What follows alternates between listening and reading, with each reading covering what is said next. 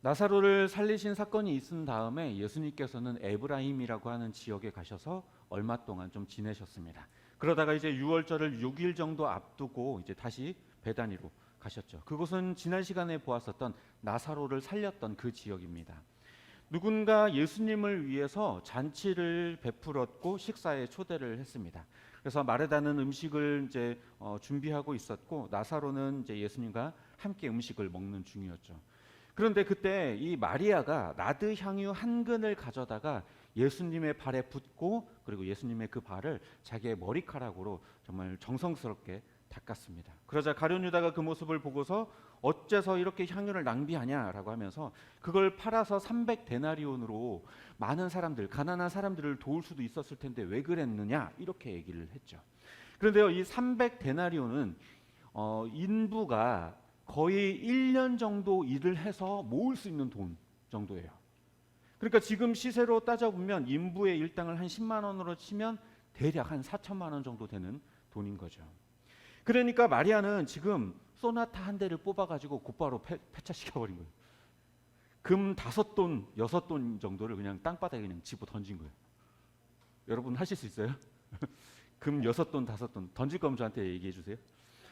얼마나 안타까운 일입니까? 그러니까 가룟 유다가 그렇게 화를 낸 게 정말 어느 정도 이해가 될 만하죠. 하지만 예수님께서는 그가 자신의 장례를 준비하려고 한 것이다. 가난한 사람은 언제나 너희 곁에 있지만 나는 그렇지 않다라고 말씀하시면서 마리아를 두둔하는 모습을 보이셨습니다. 오늘 이 본문은요, 마태복음과 마가복음에서도 함께 다루고 있는 본문이거든요. 그런데 이 마태 마가복음과 요한복음 사이에는 세 가지의 차이점이 등장을 해요.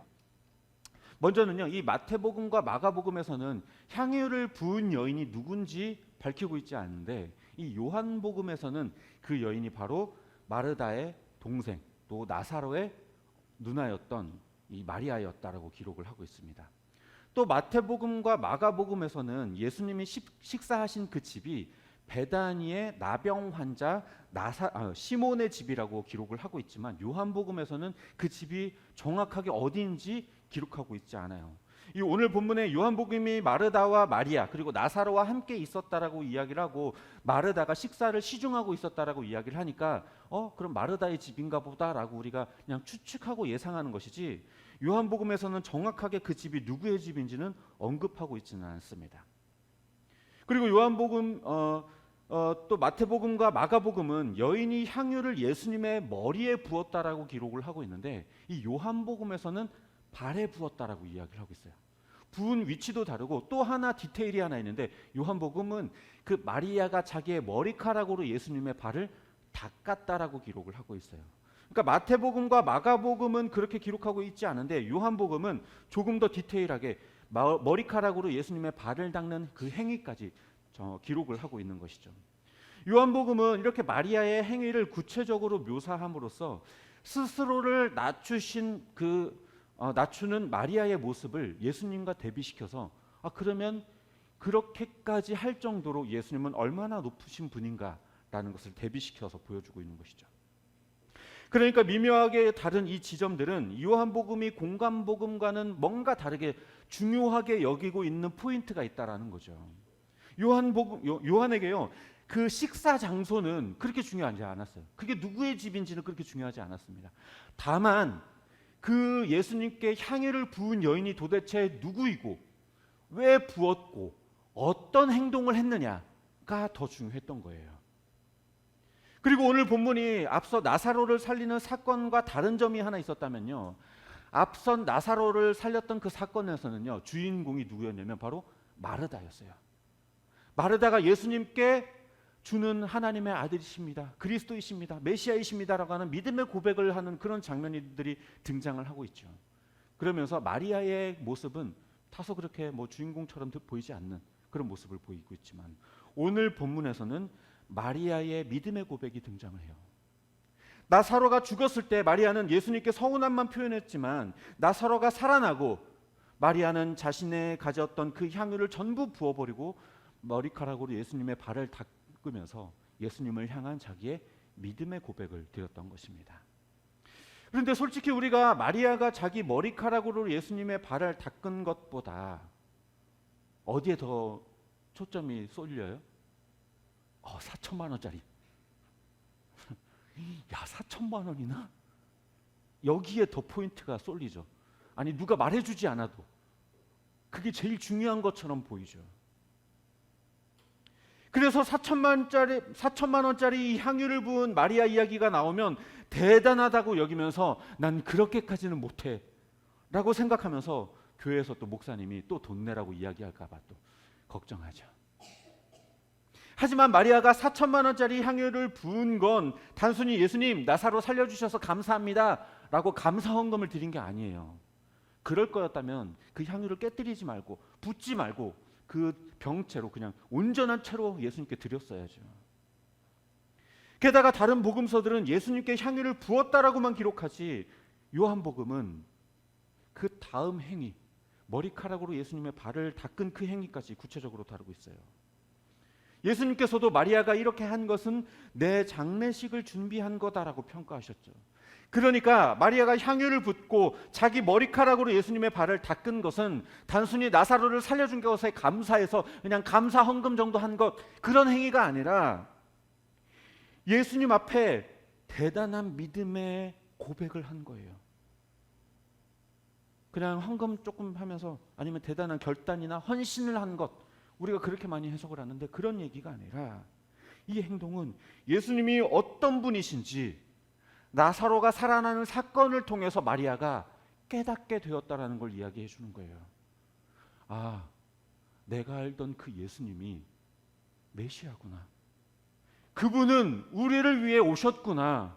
그분이 우리를 위해 죽으시고 부활하셔서 우리에게 생명을 주시려고 하는 거구나라는 걸 이 마리아가 깨닫고 그 믿음의 고백으로 예수님께 그 향유를 부었던 거예요. 내가 기도한 거 들어주셔서 감사합니다. 그게 아니라 자기가 그 부어드린 향유보다 귀하고 자기 머리카락으로 닦을 만큼 그렇게 높으신 분이라고 믿음의 고백을 했던 거예요. 그런데 가룟 유다는 그 마리아의 믿음이나 태도, 그 마음가짐, 그것보다 그저 그가 부었던 향유의 값, 거기에 초점을 두고 있었던 겁니다.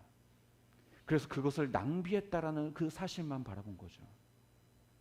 하지만 가룟 유다가 마리아를 질책한 것은요, 결과적으로 마리아의 낭비를 지적한 게 아니라요, 결과적으로는 예수님을 싸구려 취급한 게 되어버렸어요. 그러니까 예수님께는 4천만 원을 쓰는 건 아깝다는 거죠.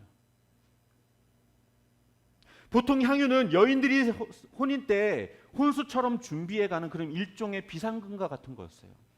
하지만 마리아는 예수님께 자신이 할 수 있는 최선의 믿음의 고백을 한 것이고, 마리아는 향유를 붓는 일에 조금도 아까워하지 않았고 조금도 계산기를 두드리지 않았어요.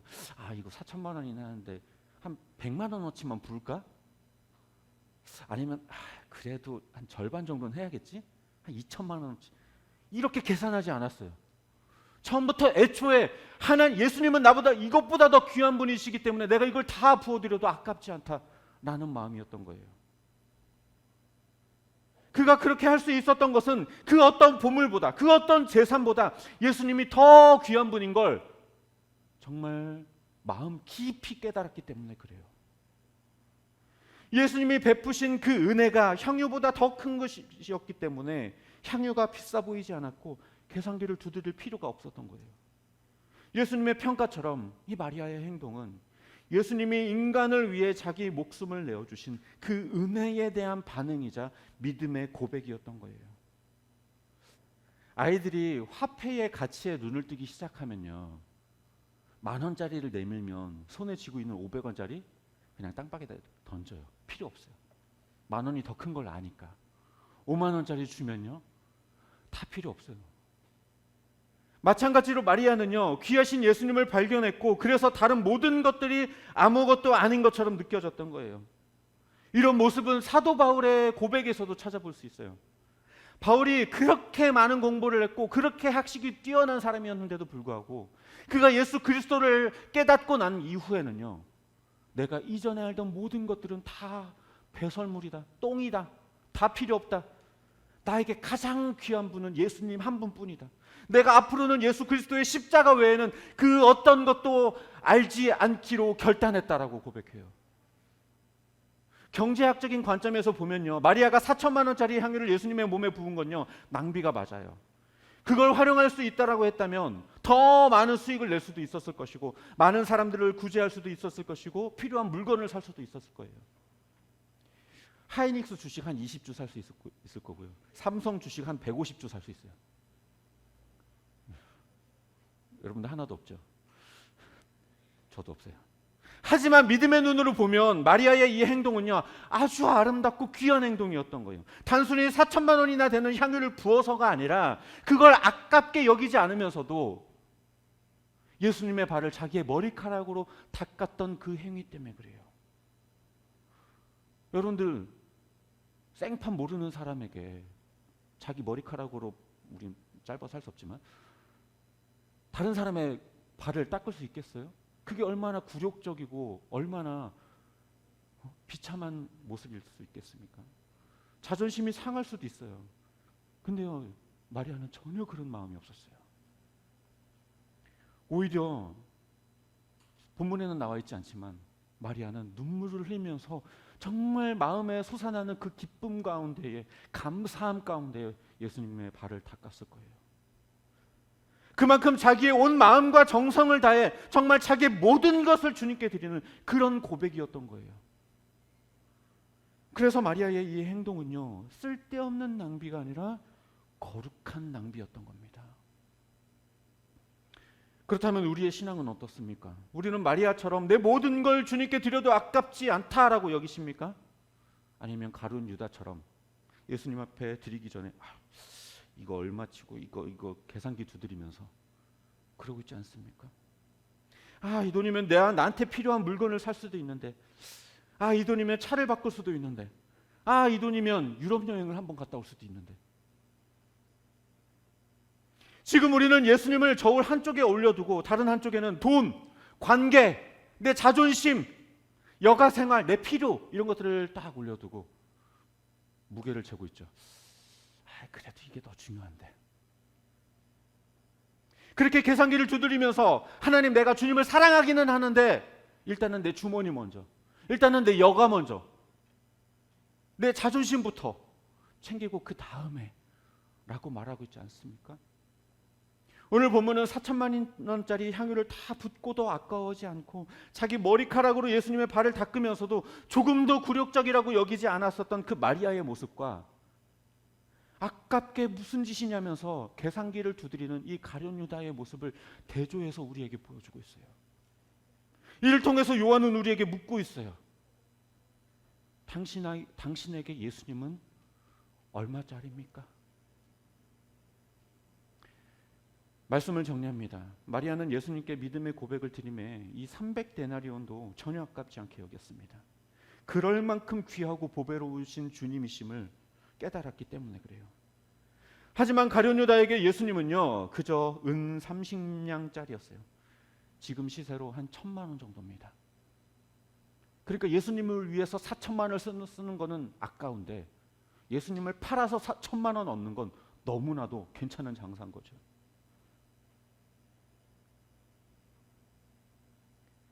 여러분에게 예수님은 얼마짜리입니까? 아니, 고작 하루 일당과 예배를 맞바꿔버리고 있지는 않습니까? 11조를 드리는 믿음의 고백 앞에서 계산기를 두드리면서 이번 달 입출을 따지고 있지 않습니까? 예수님은 우리를 구하시기 위해 자신의 모든 걸 던지셨는데 우리는 예수님을 싸구려 취급하고 있지 않아요? 그냥 몇백만 원에, 몇천만 원에 그냥 예수님을 바꿔버릴 수 있는, 하늘 보좌를 버리고 천한 인간의 몸을 입고 우리의 죄를 대신 짊어지시고 십자가를 지심으로 말미암아 하나님의 심판을 온몸으로 받아내셨는데 우리는 내 시간을 드리는 게 아깝고 내 온몸을 다해 헌신하는 게 아깝고 봉사하는 게 아깝고 예물 드리는 게 아깝고 주님 한 분만으로 만족합니다. 주님 내 모든 것, 주님 내 삶의 전부, 감격하면서 막 눈물 흘리면서 찬양하는데 진짜입니까? 진짜예요? 그냥 허공에 떠도는 소리, 그냥 습관처럼 내뱉는 말, 그냥 음률에 따라서 부르는 그 노래가 너무 좋아서 감정적으로 흔들리는 그런 거 아니에요? 진짜로 주님이 내 모든 것 되십니까? 정말 주님 한 분만으로 만족하십니까? 정말 당장에 죽을 병에 걸리고 내 모든 재산이 다 사라지고 하나님께서 내 자녀들을 다 데려가신다고 하더라도 정말 주님 한 분만으로 만족하실 수 있습니까? 말뿐이에요. 삶은 전혀 그렇지가 않죠. 여전히 내 삶이 더 중요하고, 여전히 포기할 수가 없고, 여전히 희생할 수 없고, 여전히 헌신할 마음이 없죠. 300데나리온이 아깝다고 말하면서 예수님을 그 은 30냥에 팔아 넘겼던 그 가룟 유다처럼 주를 향한 우리의 헌신을 쓸데없는 낭비라고 여기면서 계산기를 두드리는 거예요. 지금 제가 말하는 건요, 액수를 말하는 것도 아니고요. 그러니까 여러분들 많이 헌금해라 그런 얘기를 하는 것도 아니에요. 여러분들 직장 다 때려치고 오로지 교회를 위해서 살아라 그런 얘기를 하는 것도 아닙니다. 다만 여러분들의 마음속에 예수님이 얼마짜리입니까? 얼마나 귀하고 소중한 분입니까? 정말 주님 한 분만으로 만족하십니까? 라고 묻고 있는 겁니다. 예수님은 우리를 위해 자기를 향해 침뱉고 조롱하며 옷을 벗기고 뺨을 때리는 그 모욕적이고 치욕적인 짓을 해대도 한마디 변명하지 않고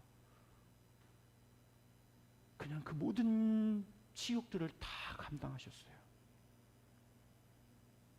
죄가 하나도 없으심에도 불구하고 우리의 죄를 짊어지시고 십자가에서 하나님과의 그 단절을 경험하셔야만 했어요. 그야말로 우리를 위해서 진짜 모든 것을 다 내어주셨어요. 아니 이거야말로 정말 낭비 아닙니까? 우리가 뭐라고? 죄가 하나도 없으시고 그럴 이유가 하나도 없으신 그 예수님이 왜 이렇게 낭비를 하셨을까요?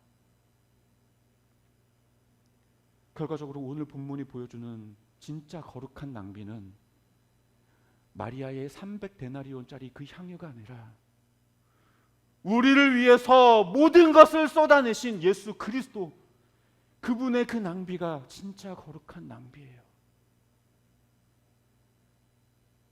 그런데 그 예수님의 그 거룩한 낭비 앞에 우리는 계산기를 두드려가면서 가룟 유다와 같이 어째서 그렇게 낭비하느냐, 내 삶을 낭비하기 싫고 주님을 위해서 헌신하기 싫고 주님을 위해 봉사하기 싫고 주님을 위해 예물 드리기가 싫고 그저 내 여가 생활, 그저 내 삶, 그저 내 편안한 생활을 위해서 살고 있지 않습니까?